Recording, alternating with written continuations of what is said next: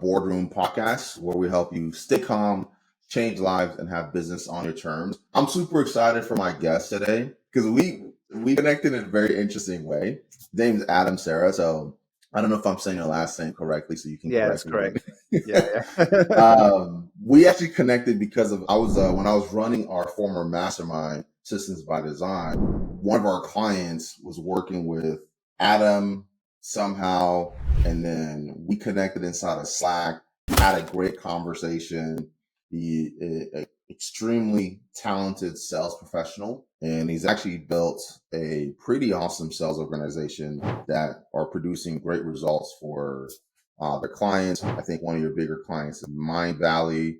So the guy is legit, completely bona fide. So I have the pleasure of having him on to really pick his brain and learn like what is his process, his background, and give you guys an opportunity to really learn from an absolute sales weapon. Because sales is one of the most challenging aspects of scaling a business, right? And it's one of the skills many entrepreneurs want to avoid and shy away from because it requires you looking in the mirror and actually working on yourself, doing some mindset work, understanding some mental frames, understanding like how to communicate. Like there's a lot of things that a lot of skills that stack on each other to allow somebody to be successful in sales. So I'm excited to let Adam share and just give you guys an opportunity to really learn from an absolute master. So Adam, can you share a little bit about your background and your journey into sales? Like what inspired you to become a sales professional and even take it a step further and become a sales trainer and sales leader?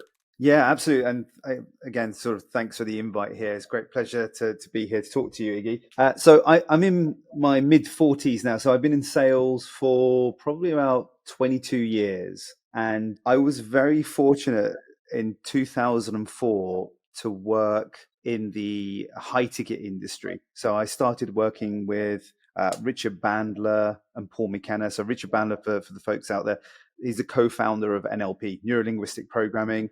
And Paul McKenna was like his UK representative. He's like the number one hypnotherapist in the world now. So my first gig in this space, in the coaching space, was with them. And what's happened is over the years, I was selling neuro-linguistic programming courses, but what also happened was I used that education to better my approach to sales.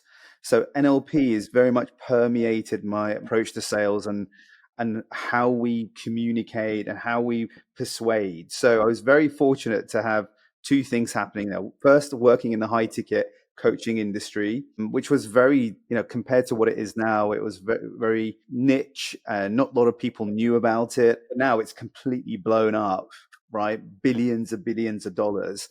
So back then it was in its infancy stage. So I was very lucky to get in there early on. And then also having exposure to NLP using these very powerful communication techniques to influence with the way that I sell. So my career started back then, and since then I've kind of focused my efforts on selling coaching and education programs and also in personal development. Yeah. So for people who are listening and don't really understand like NLP, what would be like the simplest way you can communicate what it is and why it's been so like really important for somebody to understand the concepts of it? Yeah. Never heard it before. Yeah. So what NLP has many definitions. Essentially what it is in its core, it's understanding how we have internal representations of the world and utilizing those processes to understand the world to persuade individuals. Okay. So NLP can be used for many different things. Where I use it in sales is to do with psycholinguistics. So how to use language to really communicate to the subconscious mind. Because as you know, we make decisions not on our conscious mind, but our subconscious mind. So if you have a way of communicating past the conscious mind, which always has, you're always met with resistance, directly to the subconscious mind just by using language, it can be a really powerful tool in sales. Yeah. I find it really interesting. And this is something that I want to kind of ask you what you've kind of noticed is patterns with the sales. I feel like sales has really evolved from kind of like a brute force mentality Mm, to a real science and almost like an art where there's a mm, lot of science from at least the people that I've talked to at a really high level. Like when I speak with Jeremy Miner and talk to him about like his approach with sales, like there's a lot of science that a guy like that uses. And it sounds like yeah. for you, there's a ton of science, and all the people that I've spoken to that are really high level sales professionals take a real scientific approach Hmm. to how they take somebody through their sales processes. Yeah, absolutely. I mean, if you look at a very good closer, he's probably on par with an amateur psychologist, right?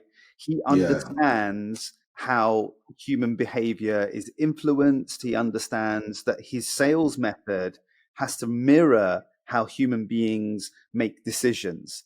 Because when you're selling, and I always talk about this, and I talk about this in my book as well, that when you're selling, you're never selling your offer. You're never even selling the benefits. You're never selling the outcome. What you're selling is a buying decision. What you're trying to do is influence their behavior. And the way that you do that is you get them to make a decision. And in this case, it's to purchase something. got it. So let's talk a little bit about like I kind of want to know, in your opinion, what are some like the key skills that make a successful salesperson today? What kind of Mm. skills do they need to have? There are many skills. Just to mention a few, you have to have the ability to be able to create what's called in NLP, a pattern interrupt. If you don't employ a pattern interrupt in your sales process, you will be basically falling prey to the prospect's automatic responses to a salesperson. And what that means is you lose control, you have no authority on that call, and the prospect gets what they want and you get zero. So Yeah, a good salesperson knows how to invert the script or flip the script, if you like. So to do that, you need to understand what the prospect is expecting and how you can interrupt that without completely disconnecting with the prospect as well. So a good closer, a good salesperson knows how to change the relationship between himself or herself and the prospect. So yeah, usually what happens, the kind of normal frame of a sales conversation, the prospect is up here and the salesperson, the closer, is here, and they're kind of subservient. What you need to do is you need to switch that relationship, and that gives you automatically control of the sales conversation. Every salesperson knows once you lose control, you lose the sale, and that's how you yeah, maintain that control. So that's the first thing. The other thing is really get into the science of words. Like get your script down real good. Sorry, just bear with me 1 second. So there is money in words, right? yeah, Money actually comes from the words that you use. So really understand psycholinguistics, if you like, the power of using words. Words have meaning and influence. And if you can really understand that, you can really elevate your closing potential. yeah. So how do you approach training a new salesperson, and what's one of the first things that you try to teach them? Well, one of the things that we do in the academy, when someone joins the academy, the first thing, like the first 30 days, it's all conceptual. It's all like the philosophy of my own method, which I refer to as inverse closing. It's all about understanding human behavior, what drives human behavior. How do we take the least path of resistance as a sales method? How do we create emotion? How do we invoke emotion? I mean, a lot of people that I talk to that join my academy, the first question I ask them within my program, I say to them, what is it to sell? And then you'd be surprised how many people don't know how to answer that. What is it to sell? To sell is to sell good feelings and good decisions. That's what it means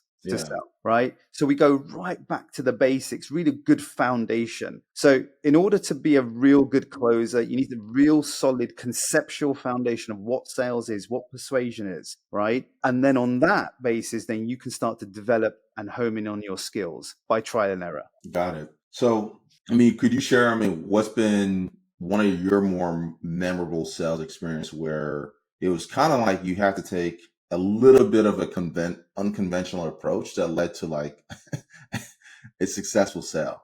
Me personally, Yeah. I guess nothing too out of the ordinary, but maybe just a bit of a lesson here. We all know that in sales, you get one prospect who's very, very arrogant and pushy, and they just want to grab control and dictate to you. And I Yeah. remember having this conversation. I was doing some test calls for a therapy training company. And there's one guy that came on and he just wanted to reign control. He's like, listen, save me the sales speech, just give me the price. What does it cost? Tell me the program. When is it? How is it? And I stood my ground. I said, hold on, stop. In order for me to really help you and answer those questions, I need to know more about you. If I don't know, I'm going to give you the wrong type of advice and the wrong type of guidance. So if you just bear with me now, I'll be able to help you. And there was a bit of back and forth, but I stood my ground. And then what happened was I got the sale. And at the end, he said to me, Adam, I just want to say something to you. I really like how you held yourself on this call. Now, a lot of salespeople would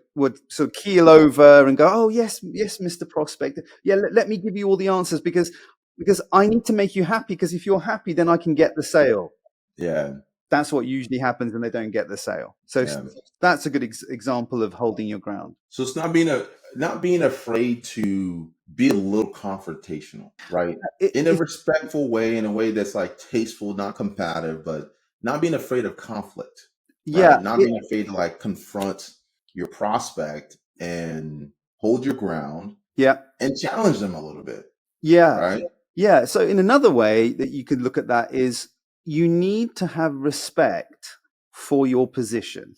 You need to embody and internalize that you are a highly skilled professional, right? Highly skilled professional who's put years into their training and development. And that's why you're on that call. That's why you're taking up that space. And the prospect, he's a guest who's there for help. Now, if you internalize that mindset, then how you deal with those scenarios will be very different. I like that a lot. My mindset whenever I get to go into a call, I'm like, this person is here. They've taken up the time to get help. And it's really my job to figure out what's going to be the best way that I can help them. And I got to really uncover what the challenges are, what their actual problems are, and go beyond like the smoke screen of symptoms and really see if I can identify the root and then help them find a solution. Right. Yeah. It's really I'm there to lead. I'm there to support and ultimately there to help them hopefully get out of their own way and make a decision that's going to be in their best interest. Yeah, exactly. And the key thing here, again, if you act like a salesperson, you will be treated like a salesperson. And that's not very nice. So the key thing is to do the opposite, surprise them. I talk about this in my book about pattern interrupts, why they're so important. I give a story about how I use something in real life. And those lessons can be applied to sales and any other aspect of life as well. Yeah. So what would you say, what are some like the most common challenges that you see salespeople facing today? Let's say you trained a lot of different sales professionals. Like, what are some of the most common challenges that you see? And often, what are the trainings or bad habits that you found you're having to undo and then reinstall new habits? Yeah.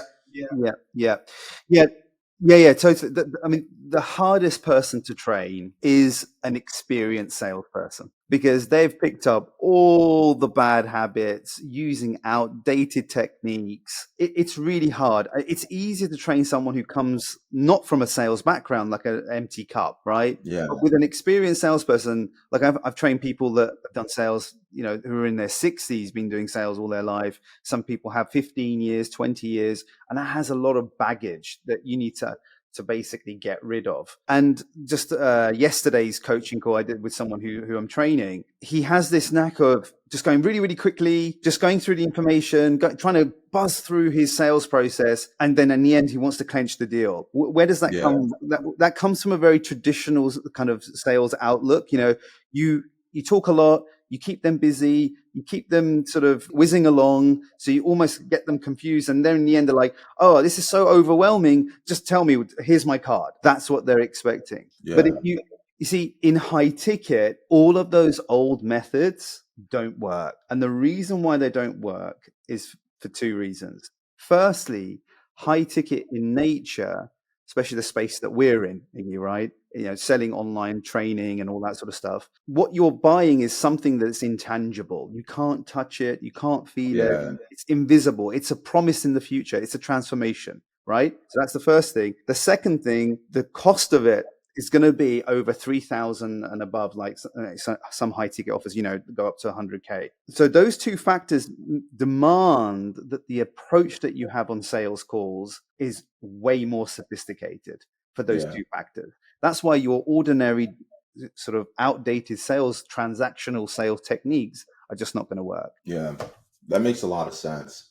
So as a sales leader, right, you're leading a sales organization. So you guys do couple different things. So you have like your academy where you're actually training and developing sales skills. Is it for anyone, or is it specifically for sales professionals? Is it just like anyone who wants to learn and improve their sales skills can go into the academy? Yeah. So we have two sides of the business. The main part of the business is the agency, sort of done for you high ticket closing. So we have coaches or experts or service providers that are looking to outsource their high ticket closing.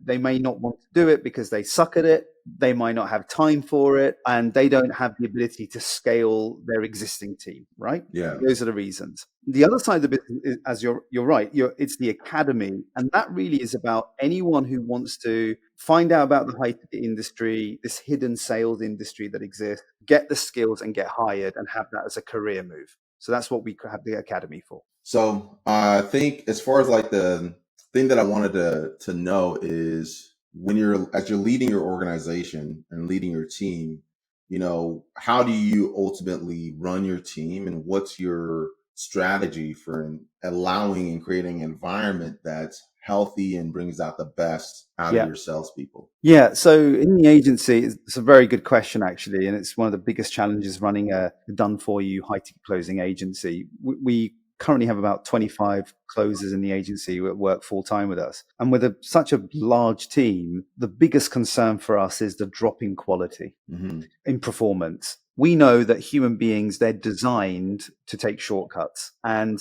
the way that we teach sales is very much a craft that always needs developing. So the first thing is that our environment, our business environment, is that we have a passion for constantly getting better at what we do. We understand that closing is a pursuit in mastery. So you're always fine tuning, you're always honing onto your skills, making them better, like always sharpening our swords. So that's the environment that we have. Now, how do we make sure that our salespeople are continuing to utilize everything we teach them? Well, we're very, very strong on performance reviews. We constantly audit our sales calls. We have like scorecards, if they're using all the right techniques, if they ask all the right questions. Like every call goes through these scorecards, and we rate them and we give them back to the closer, so they know exactly if they're falling below their performance and what they should do for the next call. So it's the continuous journey in optimizing and fine tuning and giving feedback to the sales guys. That's how we make sure that we keep that high level. I like that. So you're ultimately like, you're inspecting what they're doing. You're making sure, like, one, you're not letting your team be out on an island where they can essentially do F all and have no way to check. Exactly. And I think that's what a lot of people get wrong, is when they bring on a salesperson, they're like, great. They're so happy to get out of sales. They're like, go and just do it, figure it out. I'm just going to put calls in your calendar. And they don't expect anything. That's the worst situation to be in, to not know what your salesperson is saying on those calls before they get on there is a very, very dangerous position to be in. Like, as I said, I've got 25 guys. If I chose one of the we work with about 16, 17 different clients. But if I chose one of those campaigns and you gave me 10 calls, I will tell you from 10 different salespeople, if we put them through like an AI reader or whatever it is, they would all say the same thing. They would all have the same structure. The only part that would be different is the heart of the conversation when you're really trying to understand the prospect, and every prospect is different. But they will all have the same structural integrity. They'll be using all the same powerful words that we've trained them to use. That's how you make sure that your closers are doing a good job. Yeah, and then you have a uniform in how it's being, how your sales process is being conducted. So the only variable is the prospect themselves. Yes, right? Indeed. And that way, like when you're inspecting and you're going through it, like you can immediately spot when somebody's out of uniform. Yes. Yeah. Right. Yeah. Yeah. And that's really important. And most people, I think, just don't even understand how important that structure is inside of a sales team. Yeah, think of it like this. If you don't have a uniform methodology, how do you coach someone? Because what's the benchmark? Yeah, well, what's the benchmark? How do you say, oh, that was wrong? What, according to what? I don't know. But if you have a methodology that the entire team are trained upon, then you have a benchmark. You have something to refer to say, well, that was a good call. That was a bad call, right? Yeah. And so, I mean, I'm glad you kind of mentioned that. What's your approach for dealing with underperforming sales professionals? Like, let's say, I mean, you have a guy who is doing great and then they hit their slump. Like, how do you go about handling when salespeople are underperforming? Yeah, good question. So internally, we have something called camp, right? So when someone falls below par, we actually reduce their calls. And then what we do is this. Every time they have a call, we jump on a coaching session back to back. And we continue that until they have this realization of what they've been doing wrong. So when you're a closer and you're on your own, you're too close to your problem. Yeah. So what happens is that over time, you are shaving off the things that were working when you first started. So often, I would say to a closer of mine, I'd say, so what do you think's changed? It's like, no, Adam, I'm doing exactly what I was doing, when I started 2 months ago. It's the leads, right? It's the prospects. They've changed. Something's changed. And then I'm like, okay, cool. Let's get on a call. And then I play them a call that they did when they first started. And I play them a call which is more recent. And the difference is staggering. And the reason for that is when they first join, they get results. So then the second month, they're like, oh, this is really easy. I don't have to do this much, so much work. Then they go back to what they were doing before. And because it's been incremental, that it's hard for them to notice that what they've abandoned along the way. So contrast is a beautiful way to train someone, to teach someone. And that's what I employ it in our agency. Awesome.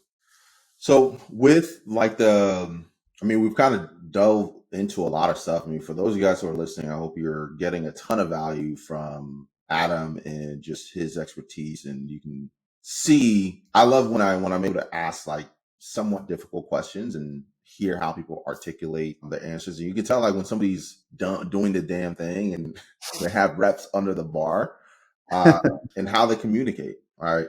So you're a part of lots of different like verticals where your team are selling. So you get access to lots of different trends and things like that. So what's like an emerging trend that you're seeing that could shape like the future of sales?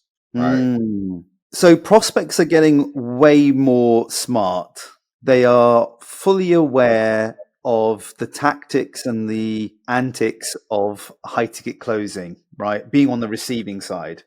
So let me give you an example. What's often promoted in this space is the fast action bonus. I take it you've heard about this, Iggy, right?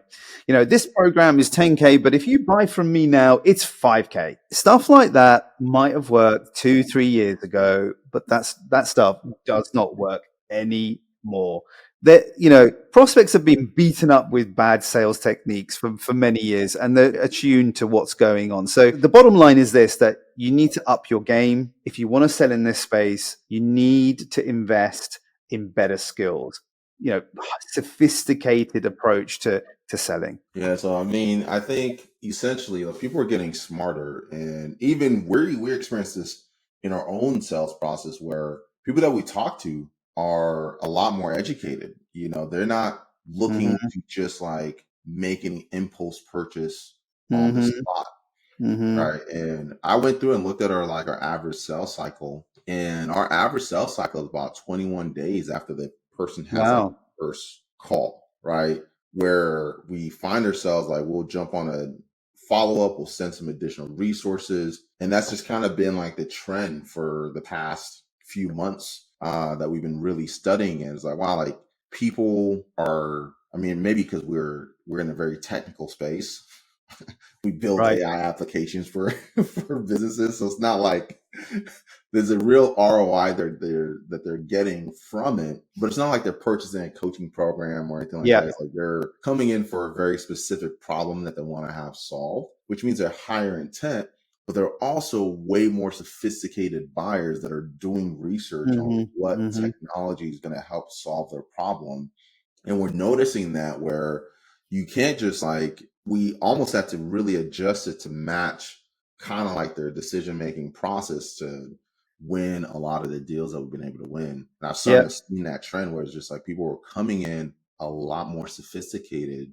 Yep. And if you try to use sales jargon or high pressure, manipulative tactics, like their BS meter, their BS radar is very sensitive. Yeah, totally. You know, that radar is really tuned up, right? Yeah. They can see a mile, and using techniques like the one I mentioned, and also like yes trap. So you're looking to do this to get X amount of dollars increase in your business. Yes. You've tried other things and it hasn't worked. Yes. You're looking to sort this problem out now. Yes. Okay, let's sign you up. Well, hold on, no, I need to go and think. But you said yes 3 times. What's going on? Why? Stuff like that doesn't work. It just doesn't work. Yeah. So, what's been the best advice that you've gotten when it comes to sales and business? Like, if you can go back and start your career over, like, what advice would you give yourself as a complete noob? You need to be honest with yourself, and if it's not working, to abandon it and humble yourself and go to someone and get a mentor to teach you.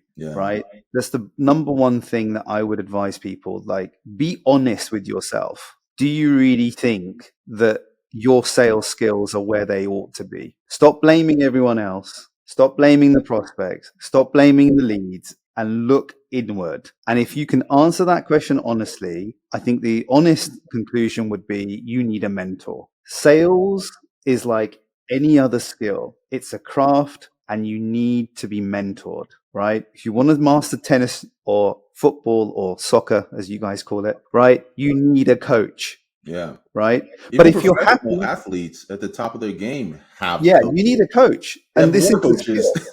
Yeah, exactly. At the professional level than they did when they were amateurs. Yeah, exactly. Right. But if you're happy being mediocre, fine. But don't kid yourself.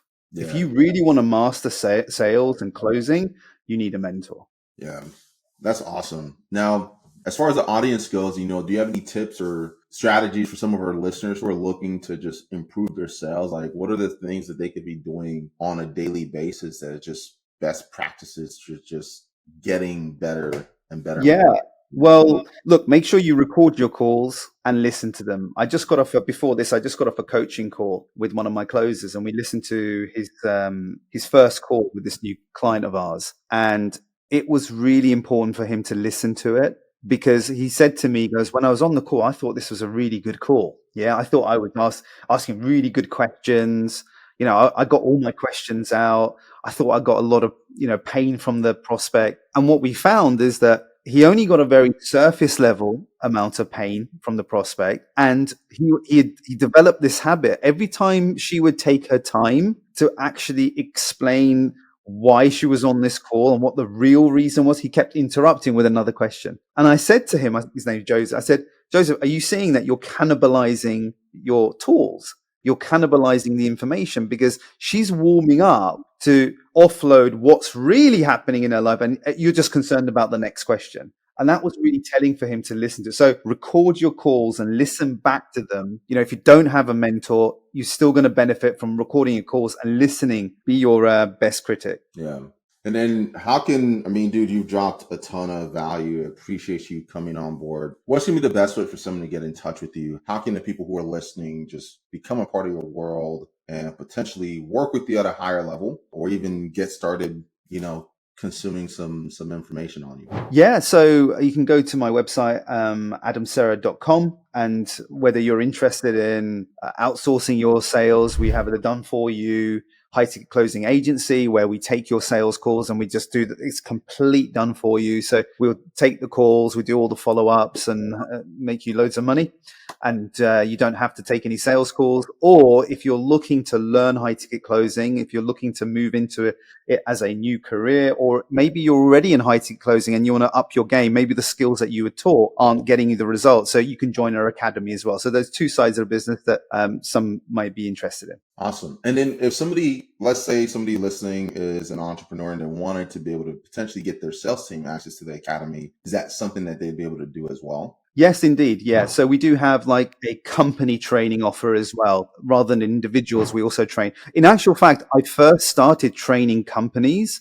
And what happened was I kept getting individuals saying, Adam, can you mentor me? I've seen your stuff. And I was like, I don't have any way of doing that. I don't have a training program. But then after the fifth person, I was like, hey, I'm already doing it in my agency, the same, because every closer that joins my agency to work for me, they go through a strict program. I was like, well, why don't I just give that to the public? And that's how the academy was born out of. Okay. Awesome. So whether you're a sales individual wanting to sharpen your skill, get mentorship, or if you're somebody looking for a career change, you have the academy. If you're an entrepreneur and you have a sales team and you want to gift them with Adam, you can have your team join the academy. Or if you're an entrepreneur and you're like, hey, you know what? I want to focus on just product. I want to focus on the things that I really love doing. I don't want to build a sales team. Yeah. I'd rather have Adam insert his highly trained sales teams into my business. And they have that as well. So they can find information on all those things on your website, right? Absolutely. Absolutely. Awesome. All there. And also my book. Anyone interested in my methodology and getting into high ticket sales, they can purchase my book on there as well. Awesome. So we'll point everything in the show notes. But Adam, it was such a pleasure having you. Thank you so much for sharing your expertise. If you want access to just get to know Adam, purchase his book, get into the academy or for the Done For You Sales Agency, adamcerra.com. We will have that in the description, show notes, all those good things. And till next time, guys, stay calm, change lives, and have business on your terms. What's your process for really fostering productive and positive and high-performing sales teams? Like, how do you go about that?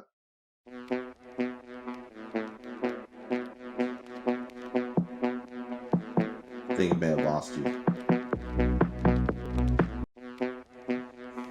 Hope, note for the team, make sure you edit out the part where Adam froze and cut out and edit this part out too. 3 hours later. Yo, Adam, you think you're back? 6.5 hours later. Yeah, I don't know what happened there. The computer shut down, man. All good. All good.